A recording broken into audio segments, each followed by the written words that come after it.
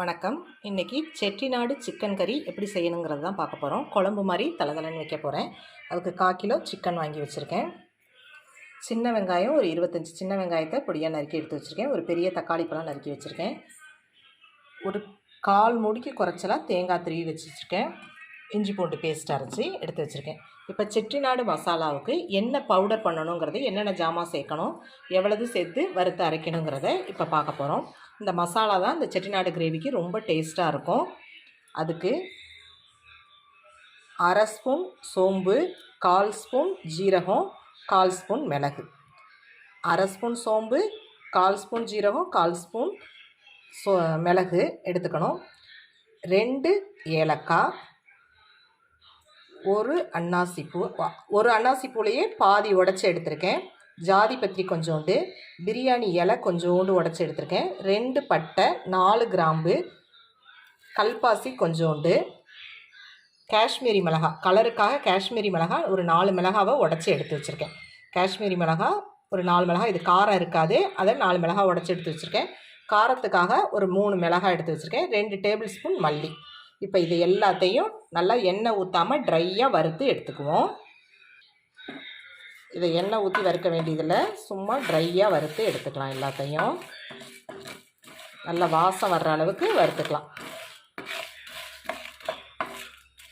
வறுத்து எடுத்துகிட்டு பார்க்கலாம். இப்போ நல்லா வாசம் வர்ற அளவுக்கு வறுத்து எடுத்துட்டேன். நல்லா வாசம் வந்துருச்சு. இதை இப்போ ஒரு மிக்ஸி ஜாரில் போட்டு நல்லா பவுடர் பண்ணி எடுத்துக்குவோம். தண்ணி இல்லாமல் நல்லா பவுடர் பண்ணி இப்போ எடுத்துக்குவோம். மிக்ஸி ஜாரில் போட்டு பவுடர் பண்ணி எடுத்துகிட்டு காட்டுறேன். இப்போ இதை நல்லா பவுடர் பண்ணி எடுத்து வச்சிட்டேன். இப்போ அதே பேனில் தேங்காவை போட்டு கொஞ்சம் வாசம் வர்ற அளவுக்கு நல்லா வதக்கி எடுத்துக்கணும். அப்போ தான் நல்லாயிருக்கும்.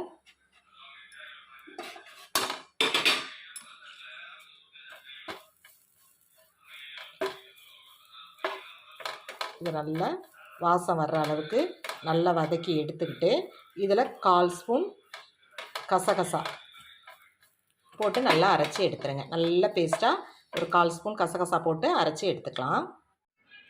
தேங்காயில் 1/4 ஸ்பூன் கசகசா போட்டு நல்லா பேஸ்ட்டாக அரைச்சி எடுத்து வச்சுட்டேன். பொடியை பவுட்ரு பண்ணி எடுத்து வச்சுட்டேன். வெங்காயம், தக்காளி, ஒரே ஒரு பச்சை மிளகாய். அந்த பச்சை மிளகாய் ஒன்று போட்டோம்னா அந்த ஃப்ளேவர் நல்லாயிருக்கும். இப்போ ஒரு சின்ன குக்கரை ஸ்டவ்வில் போட்டுக்கோங்க. குக்கரில் ஒரு 2 ஸ்பூன் எண்ணெய் ஊற்றி 1/4 ஸ்பூன் சோம்பு நல்லா பொரிஞ்சோடனே வெங்காயத்தையும் அந்த பச்சை மிளகாவையும் போட்டுருங்க.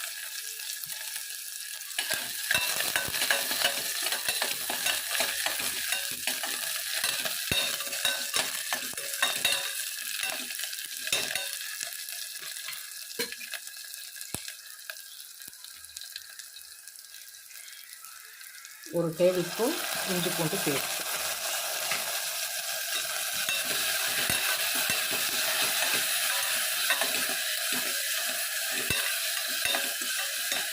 இஞ்சி பூண்டு பேஸ்ட்டோட பச்சை வாசனை போனோடனே ஸ்டவ்வை நல்லா சிம்மில் வச்சுக்கோங்க.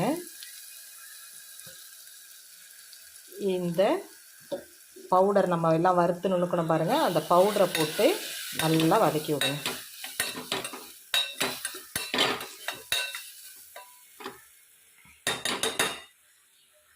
நல்லா வதக்கும்போது நல்ல ஃப்ளேவர் கொடுக்கும் நமக்கு. இப்போ நறுக்கி வச்ச தக்காளி, கொஞ்சமாக உப்பு,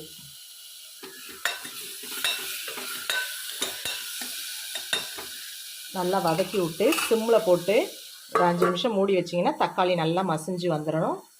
அதுக்கப்புறம் நல்லா அந்த மசாலாவும் தக்காளியும் நல்லா வதங்கி வந்துருச்சு. தக்காளி நல்லா மசிஞ்சிருச்சு. இது மாதிரி நல்லா மசிஞ்சு வந்தோடனே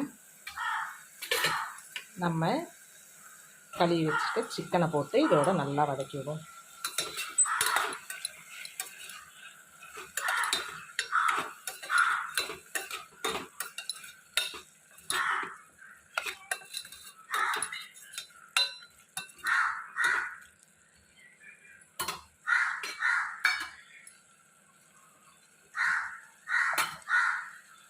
இதில் இப்போ ஒரு 1/4 ஸ்பூன் வெறும் மிளகாய்த்தூள்,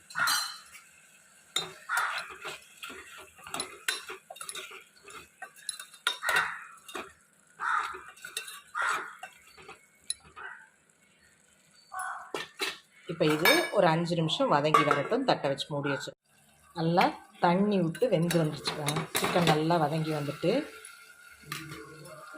இப்போ அரைச்சி வச்சுருக்க தேங்காய் கசகசா பேஸ்ட்டு இதில் ஊற்றிடும்.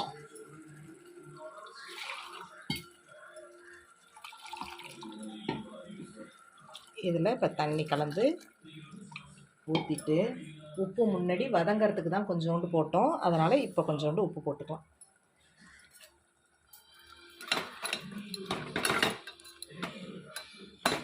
நல்லா கலந்து விட்டுட்டு எல்லாம் கலந்து விட்டாச்சு.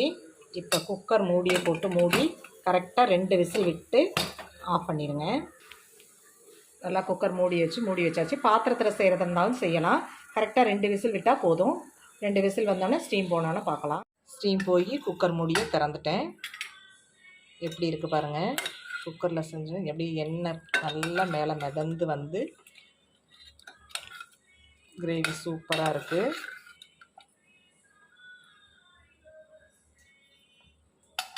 இது சாதம், சப்பாத்தி, இட்லி, தோசை எல்லாத்துக்குமே ரொம்ப நல்லாயிருக்கும். செட்டிநாடு சிக்கன் கிரேவி நல்லா ரெடி ஆகிடுச்சு பாருங்கள். அப்படியே எண்ணெய் மிதக்க எவ்வளோ டேஸ்ட்டாக இருக்குது பாருங்கள். கொஞ்சமாக தான் எண்ணெய் ஊற்றணும். நல்லா குக்கரில் வதக்கி விட்டு செஞ்சோன்னே எவ்வளோ நல்லா அப்படியே ரெட்டிஷாக நல்லா இருக்குது பாருங்கள். இப்போ இதை நான் இன்றைக்கி சாதத்தோடு பரிமாற போகிறேன்.